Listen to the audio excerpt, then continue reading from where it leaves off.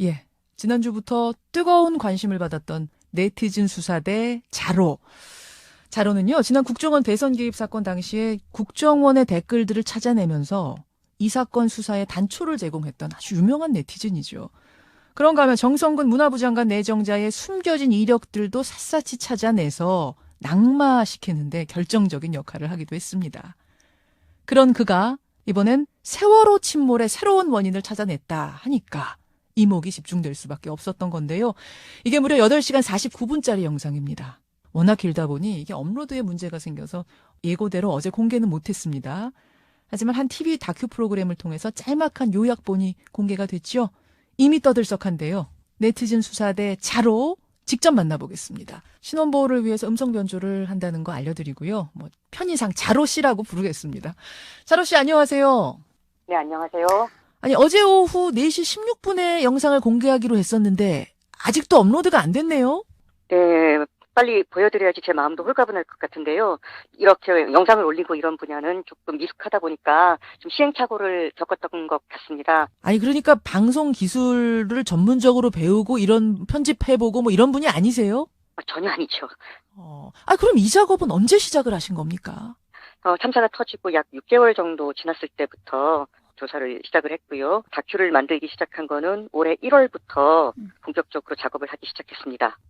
근데 이미 검찰은 결론을 다 내려놨어요.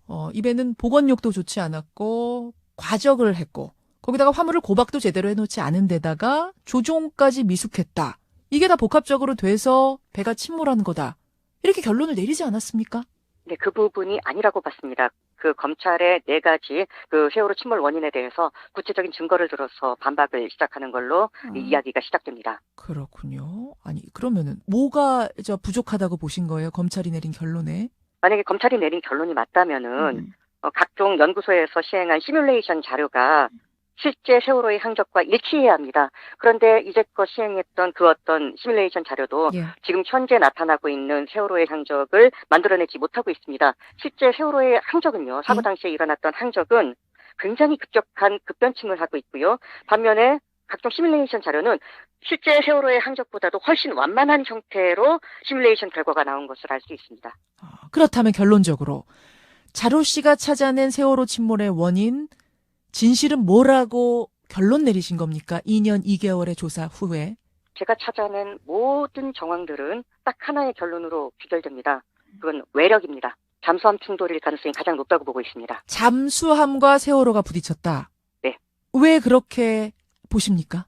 진도 VTS 레이더 영상에 나타났던 주황색의 괴물체가 있습니다. 진도 VTS라고 하면 해상교통관제센터. 거기서 가지고 있는 레이더로 색깔로 이렇게 분포가 되어 있는 그 영상이요. 네, 맞습니다. 그 당시에 진도 VTS 관제 영상을 이렇게 분석한 전문가들은 그 괴물체를 컨테이너라고 봤습니다. 주황 색깔의 괴물체 말씀하시는 거예요? 네, 맞습니다. 그 주황 색깔의 괴물체를 컨테이너라고 봤는데 저는 그게 과연 컨테이너일까라는 의문을 갖기 시작했습니다. 아니, 배가 기울어졌을 때 실물 사진하고 레이더 영상하고 비교해 보면 컨테이너가 쏟아져 있는 그 자리, 바다 위에 컨테이너가 쏟아져 있는 그 자리가 주황색으로 표시된 그 자리 일치하지 않아요? 물리학적으로 봤을 때 괴물체가 나타난 지점에 컨테이너가 떨어지려면은요, 세월호가 오른쪽으로 이렇게 우회전하면서 급회전을 하게 됐는데 우회전을 시작한 이후 얼마 되지 않았을 때 곧바로 물건이 떨어지지 않으면은 컨테이너가 떨어지지 않으면은 괴물체가 나타난 그 지점에 컨테이너가 있을 수가 없습니다. 그런데 문제는 이른 시점에 컨테이너가 떨어지기에는 그 시점에는 세월호가 충분히 기울어지지 않은 상태였어요. 이건 물리학적으로 따져봐도 그렇고 생존자들의 진술이라던가 아니면은 그 당시에 조타실에 있었던 조타수 조준기 그리고 기관장 박기호 이런 사람들이 선투 갑판에 있었던 컨테이너가 떨어지는 모습을 증언하는 데에서도 공통적으로 나타나는 현상입니다. 그러면 혹시 배가 완전히 기울어진 후에 컨테이너가 떨어졌는데 그 컨테이너가 움직여서 바다 위니까 움직여서 가까이 붙었을 그런 가능성은 없겠습니까? 물리학적으로 그게 좀 힘이 듭니다. 그러니까 컨테이너가 물에 떨어지게 되면은 여러 가지 이제 운동성을 고려를 해야 됩니다. 일단 세월호가 지나가던 방향으로 관성을 갖게 될 거고요. 그리고 바닥에 처박히면서 어떤 충격을 받게 될 거고요. 그리고 세월호의 선미에 부딪히기도 하고 세월호가 만들어내는 강한 물살에 휩쓸리기도 합니다. 이러한 것들을 종합적으로 따져보면은요, 그 당시에 레이더 영상에 나타났던 괴물체는 위쪽으로 곧바로 12시 정도 방향으로 이렇게 올라가는 모습을 보이는데 이걸 물리학적으로 제대로 따져보면은 컨테이너는 세월호가 급변침을 해서 쭉 올라갔던 그 항로를 그대로 따라갔을 확률이 굉장히 높습니다. 이거를 또 어떻게 증명을 할 수 있냐면은요. 예. 그 당시에 함께 떨어졌던 부유물들. 예. 그 당시에 컨테이너와 함께 실려 있었던 대표적인 그 화물이 하나 있는데 그게 바로 PVC 파이프입니다. PVC 파이프? 네, 맞습니다. PVC 파이프. 이게 세월호 선수갑판에 같이 실려 있었는데요. 예. 만약에 그 괴물체가 진짜 컨테이너라면은 그 위치에 PVC 파이프도 떨어졌겠고요. 위쪽으로 그 표류하는, 그러니까 그 괴물체가 표류하는 예상 지점에서 발견이 돼야 됩니다. 그런데 거리상으로 물리적으로 이게 답이 안 나옵니다. 근데 PVC 파이프하고 컨테이너하고는 무게 차이도 있고 해서 표류를 똑같이 하지 않을 수도 있었던 거 아닐까요? 아니, 물 위에 떠 있으면은 거의 같은 방향으로 진행을 하게 됩니다. 그렇게 큰 차이가 날 정도의 크기도 아니고요. 그렇군요. 그래서 결국은 이 주황색, 레이더에 나타나는 주황색 물체는 컨테이너라고 보기에는 수상한 점이 너무도 많다, 이 말씀이세요. 네, 맞습니다. 그런데 선장이라든지 3등 항해사 조타수가 이게 만약 정말 잠수함에 의한 외부 충돌이었다면 그걸 몰랐을 리가 없을 텐데 이 재판 과정에서 보면은 자기들한테 그런 이야기를 하는 게 유리할 텐데 안 했을 리는 없잖아요. 어떻게 보세요? 선원들 중에서 외부 충돌과 관련된 증언을 한 사람들이 사실 꽤 많습니다. 대표적인 건 그겁니다. 세월호 조타수였던 조준기 씨가 예. 이제 급변침할 당시에 왼쪽 날개 부분, 그러니까 배에 스테빌라이저라는 구조가 있습니다. 예. 여기에 미세한 충격을 느꼈다는 그런 증언이 하나가 있고요. 그리고 또 하나, 그 당시 세월호 선원 중에 그 강혜성이라는 직원이 있습니다. 예. 선원부 직원인데요. 네, 이 사람이 안내방송을 가만히 있으라고 했던 그 주인공이긴 한데 예. 자기가 이제 자리에 이제 앉아 있었는데 예. 배가 기울기 전에 둔탁한 충격이 있었다고 증언을 합니다. 여기서 중요한 거는 배가 기울기 전입니다. 사실은 이제 둔탁한 충격을 고박이 풀린 화물들이 움직이면서 쿵쿵 배하고 부딪힌 소리가 아닐까라고 전 지금 생각했는데 기울기 전이라고 얘기를 했어요. 네, 분명히 기울기 전이라고 했고요. 어느 정도 강한 충격이었습니까? 그랬더니 제가 몸으로 느낄 정도면 굉장히 큰 충격으로 보셔야 될 것 같습니다. 이런 진술을 합니다. 그렇군요. 또 있습니다. 기관실에서 당직 근무를 서던 선원이 3명이 있었습니다. 예. 그 3명의 선원들 중에서 2명이 외력 가능성에 대해서 증언을 했습니다. 생존자들 중에서도요. 기울기 전에 충격음을 들은 사람들은요. 쿵, 꿍, 쾅 이런 식으로 단음의 충격음을 많이 들었고요. 배가 기운 이후에 충격음을 들은 사람들은 쿡콱콱쾅, 쿡쿡쿵 이런 연소음을 많이 들은 것으로 나타납니다. 쿡쿡쿵, 콱콱콱쾅 이런 소리는요. 화물이 쏟아지는 소리로 볼 수가 있고요. 그리고 쿵, 꿍, 쾅 이런 단음은 뭔가에 부딪히는 소리로 볼 수가 있는 겁니다. 그리고 더 재밌는 거는 뭐냐면은 배가 기울기 전에 충격음을 들었다고 증언한 승객들 중 2명은요. 3층 좌현 선수 쪽에 있었습니다. 뭘 찾으신 거죠? 그 대답에서?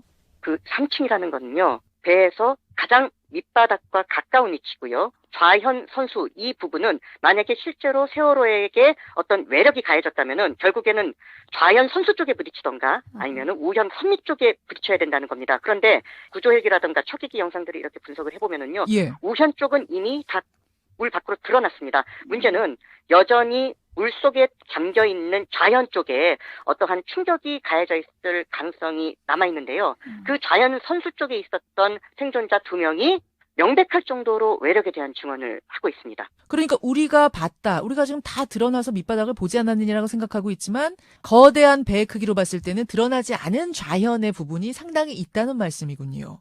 굉장히 큽니다. 아니 근데요, 자로 씨. 세월호가 지금 10,000톤이 넘는 것으로 추정이 되지 않습니까? 네. 근데 만약 세월호를 침몰시키려면 잠수함이 적어도 10배, 20배의 질량을 가져야 된다. 이렇게 전문가들은 얘기를 하더군요. 근데 우리나라의 경우에는 제일 무거운 잠수함이 1,800톤급 잠수함에 불과한데 1,800톤급 잠수함과 10,000톤짜리 세월호가 부딪혔으면 오히려 세월호는 가벼운 충격만 받았을 거고 잠수함만 망가져서 침몰했을 거다. 이런 얘기가 나오는데 어떻게 보세요? 충돌 상황이라든가 이런 것들은 사실 굉장히 변수가 많습니다. 그 당시에 해류라든가 아니면 충돌하는 각도 이러한 부분에 따라서 굉장히 좀 달라질 수가 있습니다. 세월호는 병풍도 변침점이라는 곳에서 그러니까 이제 일상적으로 이제 커브를 트는 곳에서 살짝 우회전을 일단 시작을 한 겁니다. 아하. 배가 돌아가는 위치에서 그 가는 방향으로 그대로 외력이 가해졌기 때문에 예. 쉽게 말하면은 엎친 데 덮친 격이라고 볼 수가 있습니다. 그냥 일상적인 평온한 바다에서 잠수함이 부딪히는 게 아니라 배가 돌고 있는 힘을 받고 있는 시점에서 잠수함이 같은 방향으로 힘을 가했기 때문에 힘은 배가 됐을 것이다. 정확하게 보셨네요. 네, 그렇게 될 수가 있다는 겁니다. 하긴 그리고 또 우리나라 잠수함이야 1,800톤급이 가장 무거운, 가장 용량이 큰 거지만 다른 나라 잠수함이었을 수도 있겠네요. 우리나라 잠수함일 수도 있고요. 다른 나라 잠수함일 수도 있죠. 어느 나라 잠수함일지는 확실하게 저희가 단정할 수 있는 거는 물론 아닙니다. 그런데 잠수함이라고 이렇게 확실하게 결론을 얻을 수밖에 없는 이유가 뭐냐면은요. 예. 그 당시에 아까 말씀드렸던 그 괴물체, 그 괴물체가 나타났다가 갑자기 사라집니다. 사라지는 시간이 있어요? 그 레이더 분석을 쭉 해보면? 네. 괴물체가 나타났다가 사라지는 데까지 걸렸던 시간은 약 10분 정도.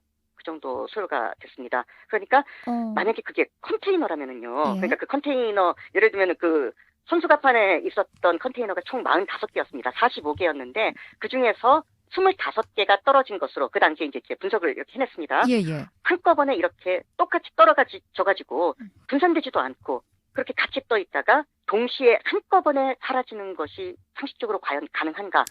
이게 쉽지 않다는 겁니다. 네, 그리고 그 컨테이너 자체는요, 4m가 안 된다는 거예요. 반면, 괴물체의 크기는 어느 정도 되냐면은요, 예. 세월호의 약 6분의 1 정도 크기가 됩니다. 이걸 RCS 가스로 이렇게 치환해보면은 약 1000제곱미터가 나옵니다. 알겠습니다. 그러니까 컨테이너 그 영상 속에 드러난 주황색 부분, 주황색 물체가 컨테이너라고 보기에는 영상 지도에서 차지하는 주황색의 크기는 너무도 크다. 이 말씀을 지금 추가하시는 거예요. 네, 맞습니다. 네. 이게 정말 잠수함 충돌이 원인이었다면 네. 이걸 굳이 숨길 이유가 없잖아요. 잠수함 때문에 이렇게 됐습니다라고 얘기하면 되는 거 아닙니까? 이 부분은 제가 그냥 추정을 해야 될 것 같습니다. 이 부분은요, 그냥 함부로 얘기했다가는 좀 위험한 부분이긴 해서요. 예. 그냥 개인적인 추론입니다, 이거는요. 예. 우리나라 해군이요, 예. 그 다음 해에 굉장히 세계적인 대기록을 하나 세워요. 뭔가요? 세계 최초로 200만 미터 무사고 세계 신기록을 세웁니다. 200만 마일 무사고 대기록. 네, 맞습니다. 제가 알기로는 23년 동안 무사고 행진을 이어와서 세계 해군 잠수함 역사에 유례가 없는 사건입니다. 이게 굉장히 중요한 일이었어요. 그러니까 그게 우리나라 잠수함이었다면이라는 가정이죠, 지금? 우리나라 잠수함. 그리고 또 하나가 더 있어요. 그게 뭐냐면은요. 바로 이제 작년에 우리나라가 인도네시아로 세계 5번째로 이제 잠수함을 수출하는 국가가 됐습니다. 이게 중형 승용차 몇만 대를 파는 것과 같은 엄청난 파급 효과, 막 몇 조 단위의 그런 경제적 효과가 나옵니다. 그래서 그런 추측도 가능하고요. 제가 지금 들으면서 근데 드는 반론은 뭐냐면, 아니, 잠수함 무사고 200만 마일 그거 대기록 달성하는 문제 때문에 이 어마어마한 비밀을 숨기고 넘어갈 수 있을까? 만약 나중에 이게 들키게 되면은 정말 목숨 다칠 사람이 한두 명이 아닌데 그것 때문에 감춰갈 수가 있을까? 선뜻 이해는 쉽지 않은데요. 선뜻 이해가 쉽지 않아서요. 예.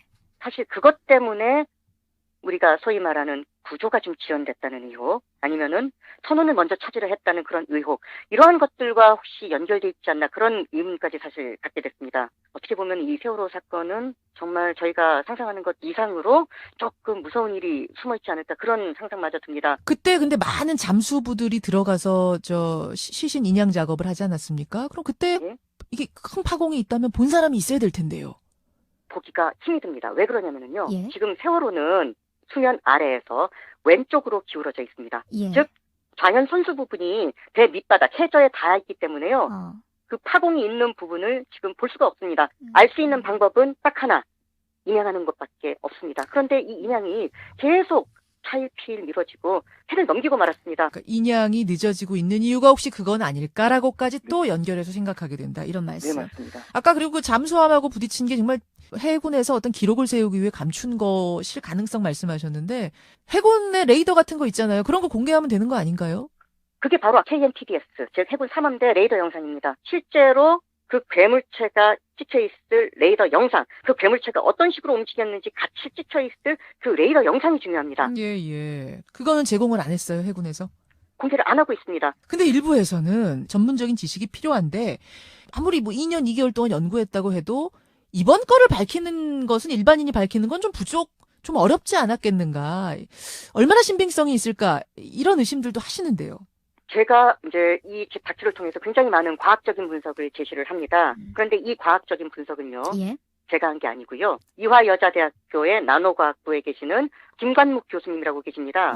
이분이 사실 굉장히 유명한 교수님이세요, 사실. 지난 2007년도에 이제 교과부에서 우리나라를 빛낸 12인의 과학자를 선정했는데 그 중에 한 분이셨어요. 진도 VTS 레이더 영상을 보고 과연 저게 컨테이너일까 하면서 과학적 호기심이 발동하셔서 그때부터 어마어마한 연구를 시작하십니다. 그분의 연구 결과를 일반 대중들이 이해하기 쉽도록 이거를 풀어냈다고 보시면 되겠습니다. 알겠습니다. 이게 지금 이제 어제 TV 프로그램을 통해서 아주 뭐 짧은 요약본이 나갔지 않습니까? TV 다큐 프로그램을 통해서. 그 후에 어떤 반응들이 오고 있나요? 일단 유가족 분들께서 덕분에 이 세월호가 크리스마스에 굉장히 관심을 가질 수 있어서 고맙다는 그런 표현도 많이 하셨었고요. 저도 사실 마음이 편치는 않습니다. 갑자기 급작스럽게 이렇게 큰 주목을 받게 됐다 보니까 많이 두렵기도 하고 그런 마음이 들었었는데 정말 많은 분들께서 응원해 주시고 함께 하신다는 거를 그렇게 느낄 수 있는 시간이 아니었나 싶습니다. 앞으로 이 문제가 이 다큐를 시작으로 어떻게 풀려나갔으면 좋겠다 하는 바람 있으시죠? 있습니다. 강력한 특조위가 만들어져야 됩니다. 그러니까 괴물체가 컨테이너냐 아니냐 이거면은 답이 끝납니다. 만약에 컨테이너가 아니라면은 게임은 끝난 거예요. 답은 하나밖에 없습니다. 그리고 그거를 증명하는 가장 강력한 증거를 사실 우리는 이미 가지고 있어요. 그게 바로 레이더 영상. 이런 것들을 그냥 있는 그대로 해석하면은요, 답은 외력이라고 나오는 겁니다. 문제는 이 외력임을 증명해 주려면은 결국 군을 수사하고 그리고 청와대를 수사하고 강력한 힘을 가진 어떤 단체가 필요한데 특조위가 필요한데 이 특조위가 지금 아무런 힘을 얻지를 못하고 있다는 거죠. 특조위 부활의 명분을 만들어주고 싶었어요. 진도 VTS, 그러니까 진도 해상교통관제센터에서 나왔던 그 당시의 영상, 거기에서 보이는 그 주황색 물체, 과연 그 주황색 물체가 컨테이너일까 아닐까, 이 궁금증에서부터 우리 한번 실마리를 찾아가 보자 지적해 주셨어요. 이렇게 끝나는 것이 아니라 말씀하신 대로 그 다음 작업, 이 의문을 푸는 다음 작업으로 이어지기를 기대해 보겠습니다. 오늘 인터뷰 고맙습니다. 네, 감사합니다. 세월호 침몰 원인을 2년 2개월 동안 추적해서 다큐를 만들었습니다. 큰 화제가 되고 있는 네티즌 수사대 자로 만났습니다. 우회전을 시작한 이후 얼마 되지 않았을 때 곧바로 물건이 떨어지지 않으면은, 컨테이너가 떨어지지 않으면은 괴물체가 나타난 그 지점에 컨테이너가 있을 수가 없습니다. 그런데 문제는 이른 시점에 컨테이너가 떨어지기에는 그 시점에는 세월호가 충분히 기울어지지 않은 상태였어요. 이건 물리학적으로 따져봐도 그렇고 생존자들의 진술이라던가 아니면은 그 당시에 조타실에 있었던 조타수 조준기 그리고 기관장 박기호 이런 사람들이 선투 갑판에 있었던 컨테이너가 떨어지는 모습을 증언하는 데에서도 공통적으로 나타나는 현상입니다. 그러면 혹시 배가 완전히 기울어진 후에 컨테이너가 떨어졌는데 그 컨테이너가 움직여서, 바다 위니까 움직여서 가까이 붙었을 그런 가능성은 없겠습니까? 물리학적으로 그게 좀 힘이 듭니다. 그러니까 컨테이너가 물에 떨어지게 되면은 여러 가지 이제 운동성을 고려를 해야 됩니다. 일단 세월호가 지나가던 방향으로 관성을 갖게 될 거고요. 그리고 바닥에 처박히면서 어떤 충격을 받게 될 거고요. 그리고 세월호의 선미에 부딪히기도 하고 세월호가 만들어내는 강한 물살에 휩쓸리기도 합니다. 이러한 것들을 종합적으로 따져보면은요, 그 당시에 레이더 영상에 나타났던 괴물체는 위쪽으로 곧바로 12시 정도 방향으로 이렇게 올라가는 모습을 보이는데 이걸 물리학적으로 제대로 따져보면은 지난주부터 뜨거운 관심을 받았던 네티즌 수사대 자로. 자로는요, 지난 국정원 대선 개입 사건 당시에 국정원의 댓글들을 찾아내면서 이 사건 수사에 단초를 제공했던 아주 유명한 네티즌이죠. 그런가 하면 정성근 문화부 장관 내정자의 숨겨진 이력들도 샅샅이 찾아내서 낙마시키는데 결정적인 역할을 하기도 했습니다. 그런 그가 이번엔 세월호 침몰의 새로운 원인을 찾아냈다 하니까 이목이 집중될 수밖에 없었던 건데요. 이게 무려 8시간 49분짜리 영상입니다. 워낙 길다 보니 이게 업로드에 문제가 생겨서 예고대로 어제 공개는 못했습니다. 하지만 한 TV 다큐 프로그램을 통해서 짤막한 요약본이 공개가 됐죠. 이미 떠들썩한데요. 네티즌 수사대 자로 직접 만나보겠습니다. 신원보호를 위해서 음성 변조를 한다는 거 알려드리고요. 편의상 자로 씨라고 부르겠습니다. 자로 씨 안녕하세요. 네, 안녕하세요. 아니, 어제 오후 4시 16분에 영상을 공개하기로 했었는데 아직도 업로드가 안 됐네요. 네, 빨리 보여드려야지 제 마음도 홀가분할 것 같은데요. 이렇게 영상을 올리고 이런 분야는 조금 미숙하다 보니까 좀 시행착오를 겪었던 것 같습니다. 아니, 그러니까 방송 기술을 전문적으로 배우고 이런 편집해보고 이런 분이 아니세요? 전혀 아니죠. 그럼 이 작업은 언제 시작을 하신 겁니까? 참사가 터지고 약 6개월 정도 지났을 때부터 조사를 시작을 했고요. 다큐를 만들기 시작한 거는 올해 1월부터 본격적으로 작업을 하기 시작했습니다. 근데 이미 검찰은 결론을 다 내려놨어요. 입에는 보건력도 좋지 않았고 과적을 했고 거기다가 화물을 고박도 제대로 해놓지 않은 데다가 조종까지 미숙했다. 이게 다 복합적으로 돼서 배가 침몰한 거다. 이렇게 결론을 내리지 않았습니까? 네, 그 부분이 아니라고 봤습니다. 그 검찰의 4가지 그 세월호 침몰 원인에 대해서 구체적인 증거를 들어서 반박을 시작하는 걸로 이 이야기가 시작됩니다. 그렇군요. 아니, 그러면은 뭐가 부족하다고 보신 거예요? 검찰이 내린 결론에? 만약에 검찰이 내린 결론이 맞다면은 각종 연구소에서 시행한 시뮬레이션 자료가 실제 세월호의 항적과 일치해야 합니다. 그런데 이제껏 시행했던 그 어떤 시뮬레이션 자료도 지금 현재 나타나고 있는 세월호의 항적을 만들어내지 못하고 있습니다. 실제 세월호의 항적은요, 사고 당시에 일어났던 항적은 굉장히 급격한 급변침을 하고 있고요. 반면에 각종 시뮬레이션 자료는 실제 세월호의 항적보다도 훨씬 완만한 형태로 시뮬레이션 결과가 인원은 세월호가 급변침을 해서 쭉 올라갔던 그 항로를 그대로 따라갔을 확률이 굉장히 높습니다. 이거를 또 어떻게 증명을 할 수 있냐면요. 그 당시에 함께 떨어졌던 부유물들. 그 당시에 컨테이너와 함께 실려 있었던 대표적인 그 화물이 하나 있는데 그게 바로 PVC 파이프입니다. PVC 파이프? 네, 맞습니다. PVC 파이프. 이게 세월호 선수갑판에 같이 실려 있었는데요. 만약에 그 괴물체가 진짜 컨테이너라면은 그 위치에 PVC 파이프도 떨어졌겠고요. 위쪽으로 그 표류하는, 그러니까 그 괴물체가 표류하는 예상 지점에서 발견이 돼야 됩니다. 그런데 거리상으로 물리적으로 이게 답이 안 나옵니다. 근데 PVC 파이프하고 컨테이너하고는 무게 차이도 있고 해서 표류를 똑같이 하지 않을 수도 있었던 거 아닐까요?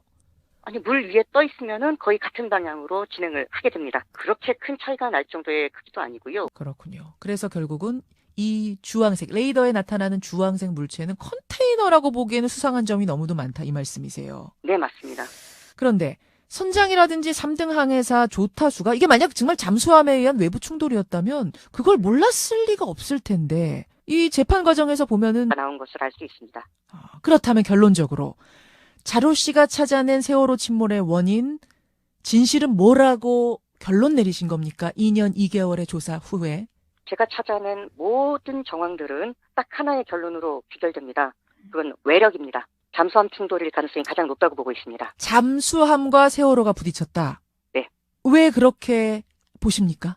진도 VTS 레이더 영상에 나타났던 주황색의 괴물체가 있습니다. 진도 VTS라고 하면 해상교통관제센터. 거기서 가지고 있는 레이더로 색깔로 이렇게 분포가 되어 있는 그 영상이요. 네, 맞습니다. 그 당시에 진도 VTS 관제 영상을 이렇게 분석한 전문가들은 그 괴물체를 컨테이너라고 봤습니다. 주황 색깔의 괴물체 말씀하시는 거예요? 네, 맞습니다. 그 주황 색깔의 괴물체를 컨테이너라고 봤는데 저는 그게 과연 컨테이너일까라는 의문을 갖기 시작했습니다. 아니, 배가 기울어졌을 때 실물 사진하고 레이더 영상하고 비교해 보면 컨테이너가 쏟아져 있는 그 자리, 바다 위에 컨테이너가 쏟아져 있는 그 자리가 주황색으로 표시된 그 자리 일치하지 않아요? 물리학적으로 봤을 때 괴물체가 나타난 지점에 컨테이너가 떨어지려면은요. 세월호가 오른쪽으로 이렇게 우회전하면서 급회전을 하게 됐는데